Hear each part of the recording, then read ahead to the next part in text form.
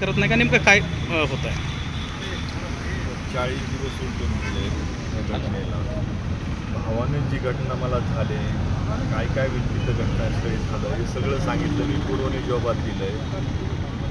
साक्षीदार घटनास्थळी झालेले ते सगळे सांगतायत, कोर्टात सांगतायत. आणखी काय पुरावे पाहिजेत? आता तर CDR समोर आले आहेत. SIT प्रमुखांनी स्वतः दाखवले CDRमध्ये घटनास्थळी.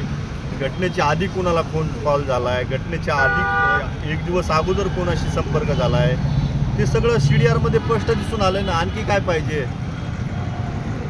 आता अटक जर नाही केली तर मी उपोषण सोडणार नाही, तर आम्ही इथंच आत्महत्या करणार आहोत. नेमकं कोणाच्या अटकेची मागणी आहे? सौरभ सोनवणे आणि गटामध्ये 1, 2, 3 जे CDRमध्ये स्पष्ट दिसून येत आहेत, जे की मंदिरावर बैठक झाली.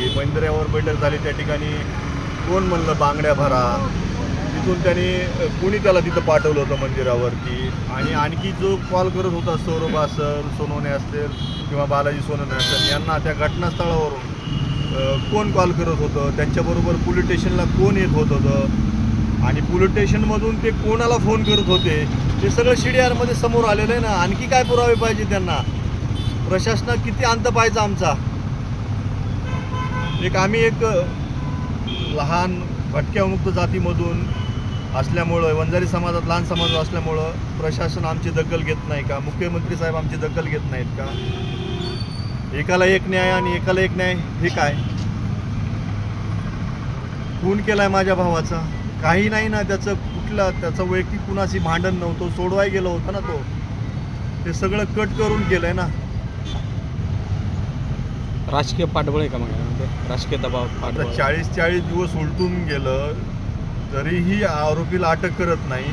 मग आता राजकीय आहे का वरिष्ठांचा आहे? आता तुम्ही समजून घ्या ना, दबाव आहे का नाही.